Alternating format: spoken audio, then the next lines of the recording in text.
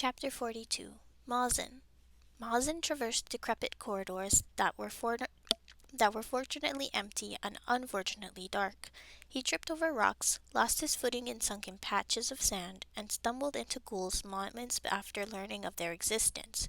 The creatures could not see him beneath his shadow cloak, but they could smell the magic on him when he was nearby, and Mazen was beginning to realize they had very good noses. And yet, for as useless as his shadow was, he could not bring himself to shed it. While it did not offer the same security as Omar's body, it was an invigorating illusion all the same. He had always felt most confident in disguise, no matter if that camouflage was a name, a body, or a magical shadow.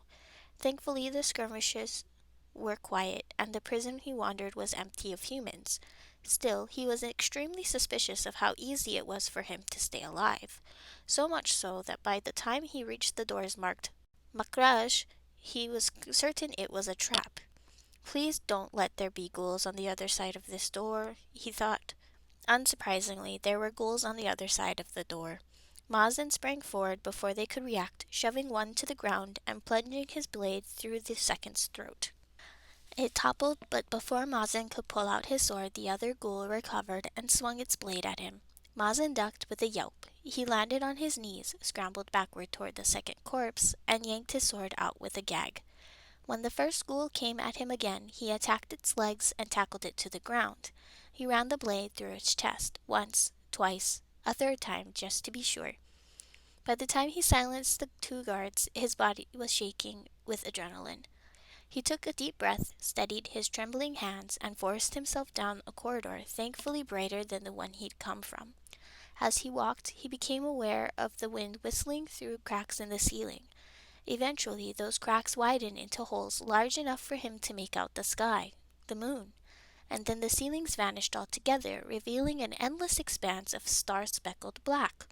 Mazen glanced at the walls, the only stretch of color in the ruin's otherwise plain interior. There was one wall so spectacularly detailed it forced him to stop. This mosaic depicted the 7 Jinn kings he'd seen in the Queen of Dune's ruin. There was the shape-shifting Jinn in the form of a flaming bird, and beneath it was the Jinn with the Dara cut into 2 halves.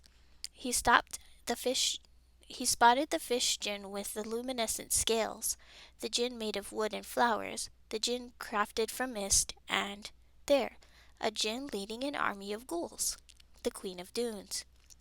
He glanced at the last figure, who in the dune had been a shadow with gleaming eyes. He had assumed the last king was the shadow Jinn, but the figure in this much clearer depiction made it evident he had been mistaken. Here, the Jinn king was a cloaked figure with a jeweled turban who stood stoically amidst the chaos, hand raised towards the fiery sky. The color reminded Mazen of the color Kadir's eyes had flashed during the ghoul attack. At least now he knew he wasn't crazy. The man's, Jinn's, eyes really had been on fire. The thought sobered him. If he wasn't careful, Imad would kill him too. Mazen did not think the thief would make the mistake of underestimating him twice. He resumed walking, following the corridor around a bend and into a dead end. No, an open end? Sure enough, he found himself at a hole in the wall, one large enough to climb through. He carefully slid through and abruptly found himself on the threshold of the desert. He inhaled sharply as sand crunched beneath his boots. It was real. He was outside. But his joy was short-lived, for he realized he had not truly escaped. He had been in only one of many ruins. The crumbling landscape stretched on for miles, a labyrinth of broken walls and winding stone roads that led to a barely standing palace. Farther out, Mazen spotted the telltale shapes of ghouls, and beyond that, oh gods! The dunes surrounding the ruins were shifting. No, not so much shifting as falling. There was no base. The sand simply spiraled into an endless churning void that surrounded the ruins like a river of quicksand. Somehow these ruins stood in the center of the sand sea. Not the western sand sea where they were headed, but an unplotted segment of the sea Mazen didn't remember seeing on Hakim's map. Mazen took many panicked, stilted breaths, and then in an effort to calm himself he took a few slightly less panicked deep breaths. Imad can leave this place. There must be an exit. Cautiously, he wove his way through the ruins. He was on the lookout only for creatures of the damned, so when he snuck up on the ruined heart of the palace and saw a human man, standing outside, he nearly had a heart attack. The man was tall and barrel-chested, with arms and legs that were corded with muscle. His face looked as if it had been chiseled by an incompetent sculptor. Jagged, hook-shaped marks marred his cheeks, and his nose was so crooked it looked broken. Mazen was not sure what scared him more, the fact that the man was human, or that he was not Imad. Dread was still sinking in when he heard a voice distinctly human yell, "Yalla! The meeting's going to start without you if you don't get your ass in here." The barrel-chested man grumbled, then turned and walked through the entrance. Mazen waited a heartbeat, 2, 3, then he chased him inside. It immediately became apparent that this ruin was better maintained than the other structures, with most of its walls still holding. The corridor they passed through had a high ceiling and was lined with iron doors. Lantern-bearing ghouls stood sentinel between them, their empty eyes staring blankly ahead. That was until one of them turned in his direction. It sniffed at the air and took a step forward and... "Sss!" the man hissed. "No wandering, spawn!" The ghoul instantly retreated.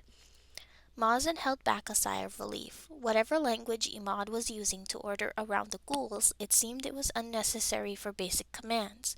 He was grateful for the hierarchy of human authority here, puzzling as it was. They came to a large archway, guarded by two ghouls, who froze at a word from the man. The chamber inside was massive. Save for a few torn tapestries hanging from the walls and some dusty rugs scattered across the floor, the space was mostly empty. It looked as if it had been gutted by thieves. Candelabras illuminated the room with an eerie, weak light. Beneath them, Mazen saw bare pedestals that had probably once displayed treasures. Perhaps in the past the room had been glorious, but now it looked like a storage room.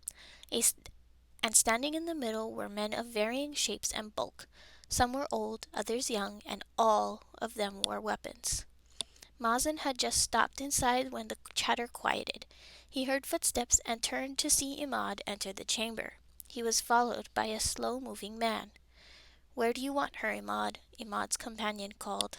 Mazen backed into the shadows as Imad brushed past him.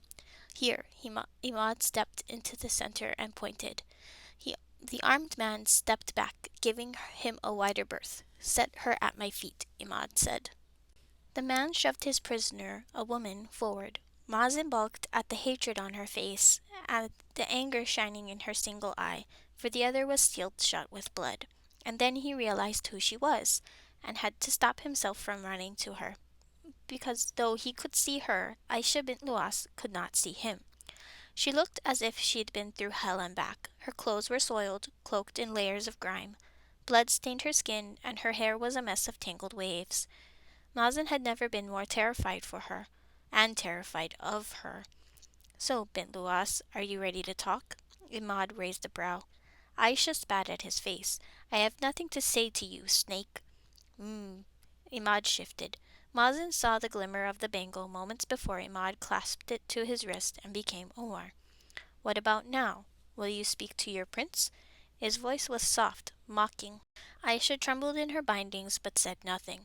"You think Omar will appreciate your martyrdom? You are easily replaceable." This coming from the man who was thrown away. Aisha's eyes swept across the room, taking in the sight of the stoic-faced ruffians who surrounded them. "I see you have replaced your comrades with thugs. How the mighty have fallen."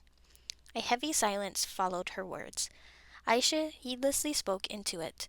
"What are you but an old man who refuses to retire? An old man who is unable to steal a single relic for your prince.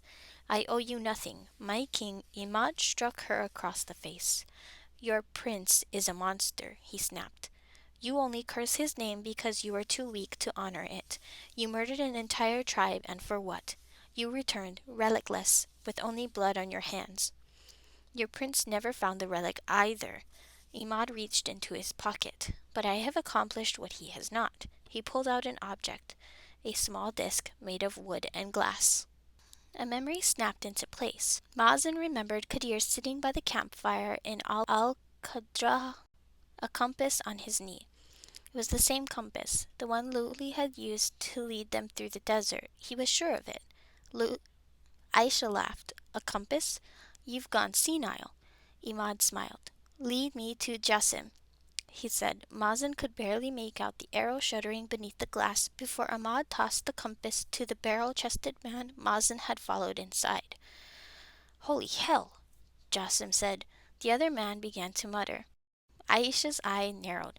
You stole that insignificant thing from the merchant's bag, thinking it was a king's relic? She scoffed. What's it going to do? Lead you to treasure? Treasure? No, I plan on using it to locate other, more important targets. More important people. Imad flexed his fingers, and Jassim tossed the compass back to him. He tucked the compass back into his pocket and traded it for a knife hidden in his sleeve. Now tell me, he held the weapon to Aisha's cheek, how many other king's relics does the prince possess? Answer me, Bint Luas, and I might spare your other eye. Mazen saw Aisha's throat bob beneath the silver edge. She said nothing. The men began to jeer. Imad just smiled as he pressed the blade into her skin and blood rose to the surface. Mazen stepped forward and stopped when a pair of ghouls burst into the room. Imad pulled the knife away with a hiss. What? A brief one-sided exchange ensued in which the ghouls screamed and gestured frantically down the corridor. What do you mean there's no relic? Imad was on his feet in seconds, rushing past a quivering Aisha. Watch the thief, he said, and then he left the chamber. A fragile silence reigned for all of a few seconds before one man scoffed. Watch the thief, he said, like we're his dogs? Another laughed. You'd rather not be in on this? Think of what we have to gain if Imad actually slays the legendary Stardust Thief. A murmur of assent went up at that, but Mazen blurred out the words and focused on Aisha. This was his chance to save her, if he could find some way to get her out without dying. Which relic do you think is gone missing? One of the men was saying. Perhaps a relic from the merchant's bag? There was more muttering. Mazen silently stalked forward. Aisha had walked here. Her legs were not bound. He just had to create an opening for her to escape. But how? How? His eyes snagged on a flimsy tapestry featuring an intricately woven face filled with so much anguish it made him shudder. It reminded him of Shabah, of those vengeful spirits he'd been so terrified of as a child. How could he not have been wary of them when his father had murdered so many of his brides in the palace courtyard? When he'd been young, the realization had filled him with such terror. He'd imagined the executed brides stalking him through the corridors and peering at him through windows in the dead of night. But that horror had since dampened to an overwhelming sorrow. Though it was his father's hands that were coated in blood, Mazen was still a part of that gruesome legacy. The Sultan's victims may not have haunted the corridors as Shabah, but... Mazen paused, inhaled. He had an idea. He glanced around the room. His eyes fell on a cracked pot displayed on one of the pedestals. He made his way over to it, picked it up, and threw it across the room. No one noticed it sailing through the air. They did not notice it, in fact, until it was a shattered mess on the floor. The brutes all paused to stare at the shards. Mazen plunged into his memories. He recalled the way the wind had murmured in his ears when he was hiding from spirits beneath his blankets, the way the hairs on his arms had risen and his throat had gone dry as his room grew cold. He fashioned the memory into a feeling and then into a sound, a soft, eerie mumbling. The men became restless, muttering to each other as Mazen slid silently across the room, hissing and cackling. He suppressed a grin as he brushed against the banners and drummed his fingers against walls, ruffling the fabric in his wake and creating an ominous tapping sound that made his spectators shrink back in fear. Mazen found, oddly, that he was enjoying himself. When a man approached, Mazen slid around to his blind side and nicked him with his sword. The villain turned and slashed the air. "Shabah!" he yelled, and the men immediately grasped their weapons and scattered. Only Jassim remained by Aisha. "There's no such thing, fools," he snapped. Mazen approached, gripping his sword tight enough to make his knuckles numb. He honed his fear into conviction. I survived the Queen of Dunes. I survived the Shadow Djinn. This is nothing. He sidestepped Jassim and knelt behind Aisha, who stiffened when he sawed at her bindings. She whipped her head around as they fell, and Mazen pushed his sword into her hands. "Run," he whispered, and though Aisha trembled at the sound of his voice, she did not hesitate. Even bloodied and weak, she rose quickly. Jassim turned, mouth hanging open. "What?" It was the only word he managed before Aisha slashed at him with the blade, drawing a line of crimson across his chest. The big man recovered quickly, but Mazen tackled him before he could give chase. The criminal fell back with a cry that was more startled than pained. Mazen used the opening to throw a punch, only to have Jassim catch his wrist mid-strike. The shadow parted between Mazen's fingers like a curtain. Jassim stared. Mazen imagined what he was seeing. Reality parted in front of him, and a sliver of Mazen's face peeking through.